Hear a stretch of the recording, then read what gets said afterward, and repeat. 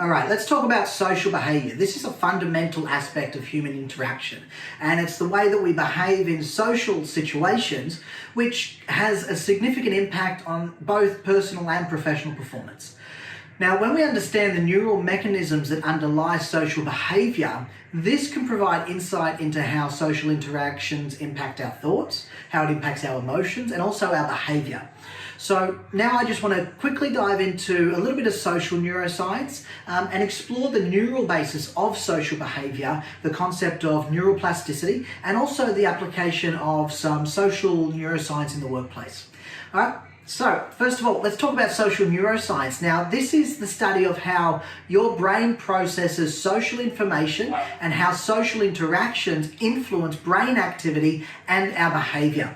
So, it draws upon the fields of psychology, neuroscience, and also sociology to understand the different neural mechanisms that underlie social behavior.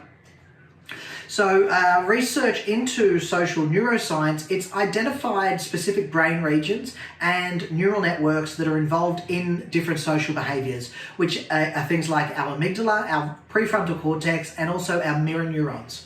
So first of all, let me tell you about the amygdala. This is a small almond-shaped structure in your brain that's involved in processing emotional information. It's a big emotional sucker. So this plays a key role in a lot of things, but also we know it well as processing fear and anxiety, but also it processes other social emotions like empathy and trust.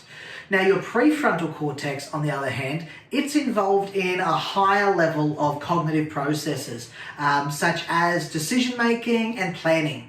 So it's involved in the regulation of emotions and also social behavior. Mirror neurons, these are different again, and this is a type of neuron that fires both when somebody performs an action and when we observe someone else performing the same action. So these play a key role in empathy and also imitation. And this is all bundled up into this concept of social behavior, these building blocks that we need for our social behavior. So when we look at empathy, when we look at trust, and when we look at cooperation, these are examples of that social behavior that are processed by specific brain regions and different neural networks. So when we understand how the brain processes these social behaviors, what you can do is you can improve your ability to communicate effectively, have better relationships, and really boost up that interpersonal brilliance. So if you've got a high level of, let's say, empathy, for example, you're going to be better able to understand and respond to the emotions of others, which is going to improve relationships, your communication as well. All right, let me talk to you a little bit about neuroplasticity. Now, this is your brain's ability to adapt and change based on experiences, and it does this all the time. So social experiences are a big part of that because this can really play a big role in how our brain is structured and also how it functions. And so you can use this knowledge to be able to improve your social behavior.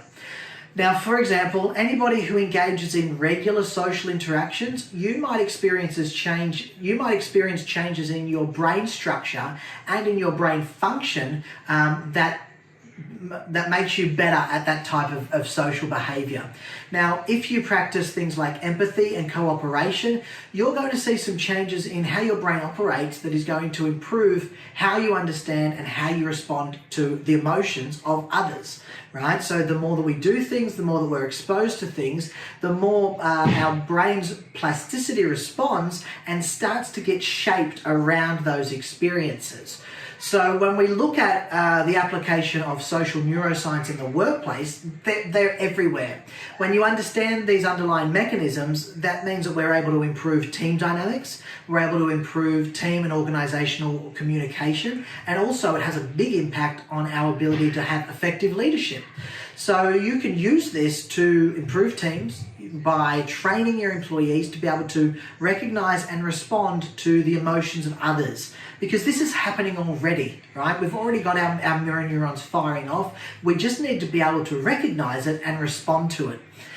You can also use social neuroscience to improve leadership by training managers, leaders, C-suite to be able to understand and respond to the emotions of their employees.